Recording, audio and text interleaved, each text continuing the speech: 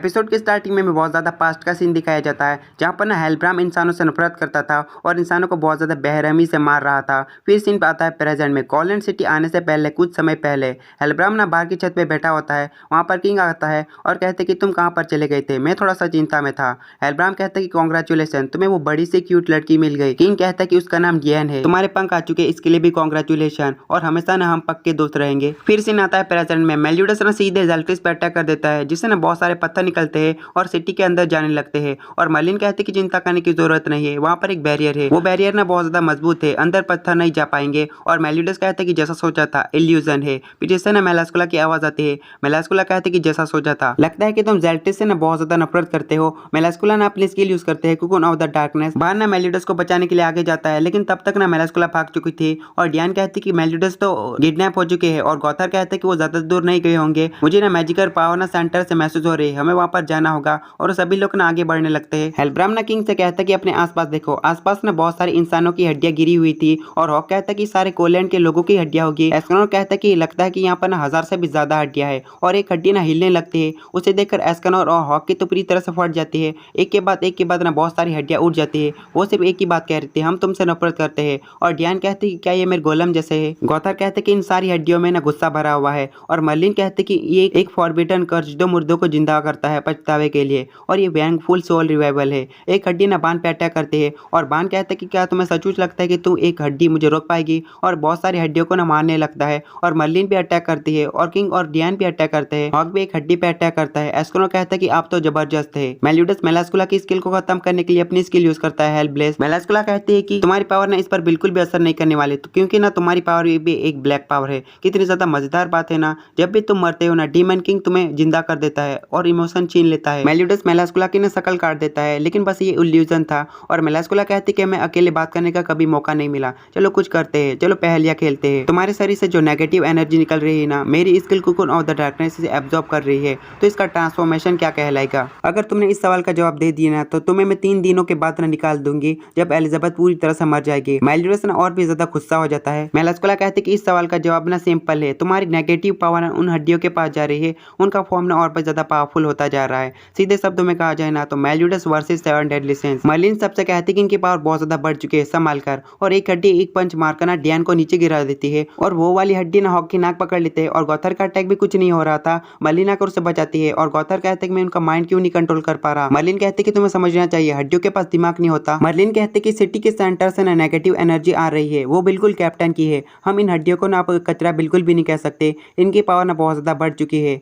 King अपने spirit इस power form 5 का यूज करता है, मून रोज, और बहुत सारी हड्डियों को हवा में उछलता है और उन्हें हवा में ही तबाह कर देता है। और बहुत सारी हड्डियां ना एस्कनोर और हॉक के पीछे पड़ी होती है। डियान भी बहुत सारी हड्डियों को मार देती है और एस्कनोर और हॉक भी बच जाते हैं। और सामने ना बान की पिटाई बहुत सारी हड्डियां कर रही थी। एस्कनोर कहते कि इतनी ज्यादा शर्म की बात है, फॉक्स इन बार ना हड्डियों से पीट रहा है। और बान चिल्लाकर कहते कि शांत रहने का नाटक बंद करो। और एस्कनोर भी अपनी पावर यूज करता है और बहुत सारी हड्डियों को तबाह कर देता है। मेलियोडस मेलास्कुला को कहते कि बहुत ज्यादा बुरा हुआ, तुम्हारी बहुत बुरी किस्मत है। 7 डेडली सिंस ना 10 कमांडमेंट को हराने के लिए बने थे। और मेलास्कुला कहती कि खैर हम देख लेंगे। डियान कहती कि शायद हम बहुत ज्यादा पावरफुल हो चुके हैं। और हॉक कहते कि बस अकेला एक बचा हुआ है, लेकिन वो अकेली हड्डी ना बहुत ज्यादा बड़ी होने लगती है। और मेलास्कुला कहते कि सारी हड्डियों की पावर ना बस एक हड्डी में जा रही है, अब वो सबसे ज्यादा ताकतवर बन चुकी है, लगता है कि तुम्हारा चेहरा मुरझाया हुआ है। मर्लिन कहती कि इतनी ज्यादा पावर को नहीं झेल पाएगा, ये उस बंदे की पावर है जिसे अगला डीमन किंग कहा जाता था। वो बड़ी सी हड्डी ना ब्लास्ट कर जाती है। उसके बाद ना मेलास्कुला का रिएक्शन तो देखो। और मेलियोडस कहते हैं कि क्या तुम्हारा होश उड़ गया। हॉक भी काफी ज्यादा मेहनत के बाद एक हड्डी को मार देता है और कहते कि ये सारी तो मेरे सामने बच्चे हैं। और मर्लिन कहती कि हड्डियों वाली सोल ना हमारे दिमाग को काबू करना चाहती है, ध्यान से उन्होंने अपना शरीर खो दिया है, इसलिए हमें काबू करना चाहती है। और डियान ना काबू हो जाती है और कहती है कि क्या मैं इन्हें मार सकती हूँ। और बहुत ज्यादा क्रीपी तरीके से हंसने लगती है। बार के अंदर इलेन होती है और इलेन कहती है कि डियान काबू हो चुकी है, मुझे वहां पर जाना होगा, लेकिन वो उठ भी नहीं पाती। और एलिजाबेथ आकर कहती कि मैं तुम्हारे साथ चलूंगी। और किंग चिल्लाकर कहते कि डियान होश में आओ। और डियान ना हंसने लगती है और सब पर अंधाधुन अटैक करने लगती है। मर्लिन कहती कि मुझे नहीं लगता कि ये बेहोशी की हालत में या फिर काबू में है, ये मेलास्कुला की पावर नहीं है, ये इन आत्माओं के गुस्से में कैद है। हेल्ब्राम कहता है कि ये सारी मेरी गलती है, मुझे माफ कर देना।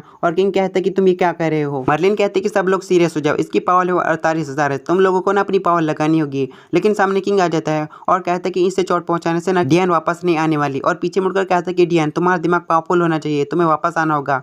लेकिन डियान उसे एक जोरदार लात मारते और दूर फेंक देती है। एस्कनोर कहता है कि लगता है कि एक पंच मार नहीं होगा, उसे एक जोरदार पंच मारता है और कहता है कि तुम औरत हो इसलिए मैं तुम्हारे मुंह पे नहीं मारूंगा, होगा। गौथर ना किंग के पास होता है। गौथर कहता है कि किंग क्या तुम ठीक तो हो ना, तुम्हारी इस हेलमेट की वजह से ना तुम्हारा सर बच गया, नहीं तो तुम्हें बहुत ज्यादा चोट लग सकती थी। और दूसरी तरफ ना डियान एक जोरदार पंच मारती है। वहाँ पर गौथर आ जाता है और कहता है कि एस्कोनोर, डियान को चोट पहुंचाने से कुछ नहीं होगा, किंग ने सही कहा था, मैं डियान को ठीक कर सकता हूँ। गौथर अपनी मैजिकल पावर यूज करता है और डियान के अंदर चले जाता है, उसके दिमाग के अंदर, और उसे ढूंढने लगता है। गौथर को डियान मिल भी जाती है और डियान बहुत ज्यादा दुखी होती है और कहती है कि सारी गलती मेरी है, किंग और मैं ना प्यार करते थे और मैं बहुत ज्यादा जोश में आ गई और एलिजाबेथ के साथ जो मैंने किया ना वो बहुत ज्यादा बुरा था, अगर एलिजाबेथ मर गई तो। गौथर कहता है कि इन आत्माओं ने ना डियान की इस साइड का फायदा उठाया है, ये कितनी ज्यादा बेचारी लड़की है। गौथर डियान से कहते हैं कि तुम्हें वापस आना होगा, किंग तुम्हारा इंतजार कर रहा है। लेकिन डियान के अंदर जो ब्लैक पावर थी ना, मतलब सोल थी ना, वो ना डियान को खींच लेती है और गौथर ना डियान को बचा नहीं पाता और डियान ना गौथर पे एक जोरदार अटैक करती है। और मेलास्कुला कहते हैं कि कितना ज्यादा जबरदस्त शो है, हमारा दूसरा धोखेबाज गौथर 7 डेडली सिंस में शामिल हो गया है। गौथर उठकर ना डियान के अंदर जो सोल होती है उससे कहता है कि मैं तुम्हें अपनी दोस्त को चोट पहुंचाने नहीं दूंगा, और डियान कहती है कि चोट से तुम्हारा ये मतलब है, और वो खुद को ही चोट पहुंचा लेती है। और किंग भी चिल्लाकर कहता है कि डियान प्लीज रुक जाओ। तभी सामने हेलब्राम आता है और कहता है कि तुम सारी सोल ना गलत लोगों पर गुस्सा उतार रहे हो, तुम्हें मारने वाला मैं था हेलब्राम। वो सारे सोल्स कहते कि हम तुम्हें कैसे भूल सकते हैं, तुम वही हो जिसने हमारे साथ ना बहुत ज्यादा बुरा किया था और हमारी इस सिटी को ना पूरी तरह से तबाह कर दिया था, हम तुम्हें कभी नहीं भूलने वाले। किंग चिल्लाकर कहता है कि हेलब्राम पीछे हट जाओ, और हेलब्राम कहता है कि तुम मेरे सबसे बेस्ट फ्रेंड थे, अलविदा मेरे दोस्त। और साथ ही डियान ना उसे पिचका देती है। हेलब्राम तो पहले से ही सोल था, बस हेलमेट के अंदर हेलब्राम की सोल थी और डियान ने ना बस किंग के हेलमेट को पिचकाया था। गौथर कहते हैं कि बहुत सारे सोल्स जा रही है, लेकिन ऐसी कुछ सोल्स है जो इससे बिल्कुल भी संतुष्ट नहीं है। तभी ना डियान चिल्लाने लगती है। मॉन्स्पिट और डेरेरी जैसे ठीक हुए थे ना, डियान भी बिल्कुल उसी तरह ठीक हो जाते हैं, क्योंकि वहाँ पर इलेन और एलिजाबेथ आ चुकी थी। डियान ना पूरी तरह से नॉर्मल हो जाती है और डियान कहती है कि तुमने ये मेरे लिए किया, और एलिजाबेथ कहती है कि तुम हमारी दोस्त हो। और इसके साथ यह एपिसोड खत्म होता है।